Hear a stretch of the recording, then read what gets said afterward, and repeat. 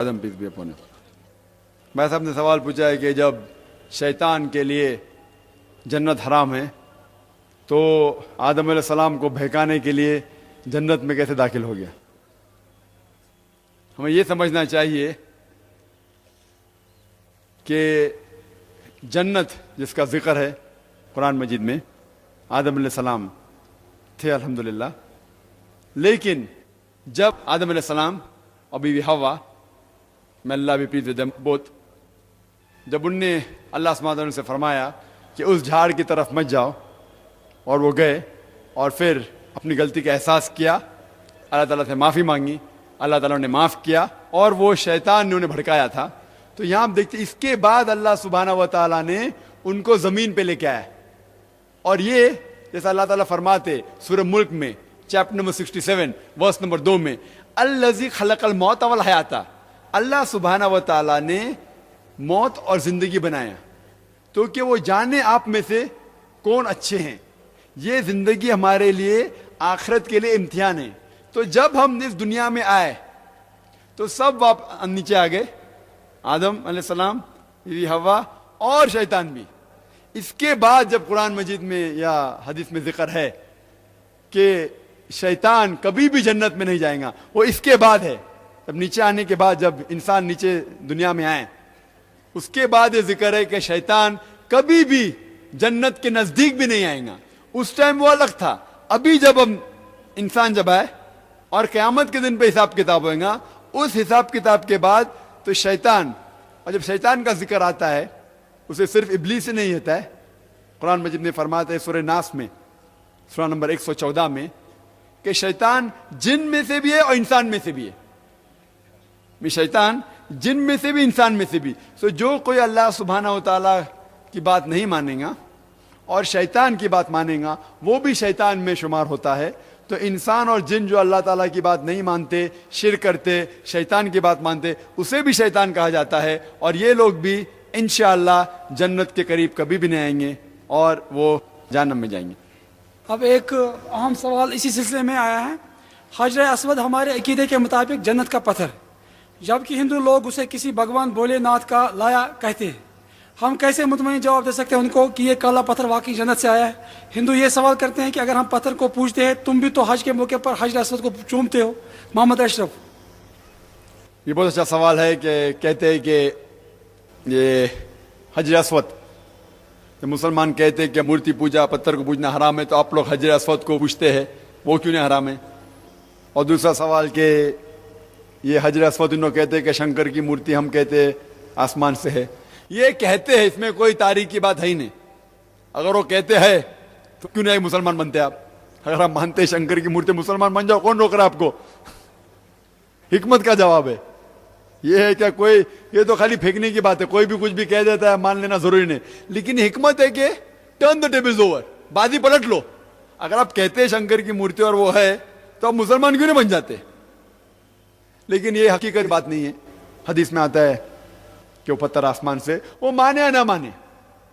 Main सवाल ये है कि जब इस्लाम बुत परस्ती के खिलाफ है तो हम हजर अस्वद को हम सिजदा करते हैं, हम हजर अस्वद को ही पूछते, तो आप और हम में फर्क क्या है। इसका जवाब है कि हजर अस्वद, काबा, कोई भी मुसलमान काबा की इबादत नहीं करता है, काबा को नहीं पूछता है, हजर अस्वद को नहीं पूछता है। काबा, हजर अस्वद हमारे लिए किबला है। किबला के मानी डायरेक्शन, किबला है। और हम मुसलमान हमेशा कांग्रीगेशन, एकता में मानते हैं। और कुरान मजीद की आयत है कि आप जहां भी है किबला की तरफ रुख करके नमाज पढ़ो। सूरह बकरा की आयत है। मिसाल के तौर पे आज अगर हमको नमाज पढ़ने का है तो एक शख्स कहेगा कि हम पूरब की तरफ फेस करेंगे, एक कहेगा दक्षिण की तरफ, एक कहेगा नॉर्थ, साउथ, ईस्ट, वेस्ट, किस तरफ हम देख के नमाज पढ़े। तो एकता के लिए अल्लाह ताला फरमाते आप जिधर किधर भी है दुनिया में, काबा की तरफ, हजर अस्वद की तरफ मुंह करके नमाज पढ़ो। और मुसलमान पहले लोग थे जो ज्योग्राफी वर्ल्ड मैप ड्रॉ किए। अल इद्रूसी 1154 में वर्ल्ड मैप ड्रॉ किए। और जब मुसलमान वर्ल्ड मैप ड्रॉ करते थे तो साउथ पोल ऊपर था اور نارتھ پول نیچے اور کعبہ الحمدللہ بیچ میں تھا. اس کے بعد ویسٹرنرز یورپین لوگ آئے اور میپ کو الٹا کیے, north pole top south pole down, north pole اوپر ساؤتھ پول نیچے, لیکن الحمدللہ پھر بھی کعبہ بیچ میں ہے. تو اب جدھر بھی دنیا میں اگر آپ ویسٹرن کنٹری میں تو آپ ایسٹ کو فیس کریں گے, آپ ایسٹرن کنٹری میں تو ویسٹ کو فیس کریں گے, آپ نارتھ میں تو ساؤتھ کو فیس کریں گے, ساؤتھ میں ہے تو نارتھ کو فیس کریں گے. جب یہاں مجھے نماز پڑھنا ہوتا, مجھے پتا نہیں قبلہ کدھر ہے, تو میں یہ نہیں پوچھتا ہوں کہ سورج کہاں ڈوب رہا ہے, وہ سورج کہاں ڈوب رہا ہے ویسٹ میں, اور وہاں نماز پڑھوں گا تو لوگ بولیں گے ارے سورج کو پوچھتا ہوں. میں پوچھتا ہوں سورج کہاں سے نکلتا ہے, وہاں سے, اچھا تو الٹے جگہ نماز پڑھتا ہوں میں. حکمت. تو کعبہ صرف قبلہ ہے. اور ہم جب جا کے طواف کرتے, لوگ کہتے ہیں کہ آپ طواف کیوں کرتے, کیا آپ پوچھتے ہیں؟ ہم طواف کرتے ہیں کیونکہ اللہ سبحانہ و تعالیٰ اور اللہ کے رسول نے کہا. لیکن حکمت سے جو میں جواب سوچ سکتا ہوں, کیونکہ ہر سرکل کا ایک ہی سینٹر ہے, تو ہم جب طواف کرتے ہیں ہم یہ کہتے ہیں کہ اللہ ایک ہی ہے. ہم جب طواف کرتے ہیں, سرکم ایمبولیشن راؤنڈ دا کعبہ طواف کرتے ہیں, ہر سرکل کا ایک ہی سینٹر ہے, تو طواف کرتے ہوئے ہم یہ قبول کرتے ہیں کہ اللہ ایک ہی ہے. اور جو جواب جہاں پتھر کو چومنے کی بات ہے, حضرت عمر میں اللہ بھی پلیز وتھ ہم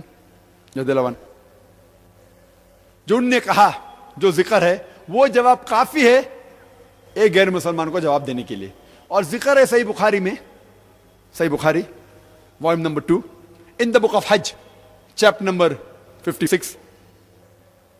حضرت عمر میں اللہ بھی پلیز وتھ ہم وہ کہتے ہیں کہ یہ کالا پتھر, حجر اسود کو دیکھتے ہوئے کہتے ہیں یہ کالا پتھر مجھے کوئی نقصان بھی نہیں پہنچا سکتا ہے, کوئی فائدہ بھی نہیں پہنچا سکتا ہے, کیونکہ میرے نبی رسول اللہ صلی اللہ علیہ وسلم نے چوما, اس لیے میں چوم رہا ہوں.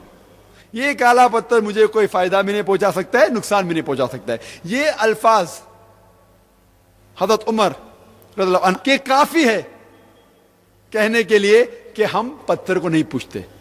اس کے آگے میں اور ایک جواب دیتا ہوں کہ محمد صلی اللہ علیہ وسلم کے وقت, صحابہ کے دور, کئی صحابہ کعبہ پہ چڑھ کے اذان دیتے تھے. میں یہ پوچھنا چاہتا ہوں کہ کوئی بھی آدمی جو بت پرستی کرتا ہے اپنے بت پہ کبھی چڑھے گا؟ تو یہ دلیل کافی ہے کہ صحابہ, حضرت بلال بھی کعبہ پہ چڑھ کے اذان دیتے تھے, تو کوئی بھی بت کو پوچھنے والا بت کے اوپر چڑھے گا نہیں. تو یہ دلیل کافی ہے کہ ہم کعبہ کو نہیں پوچھتے, یہ ہمارا قبلہ ہے, صرف ڈائریکشن ہے.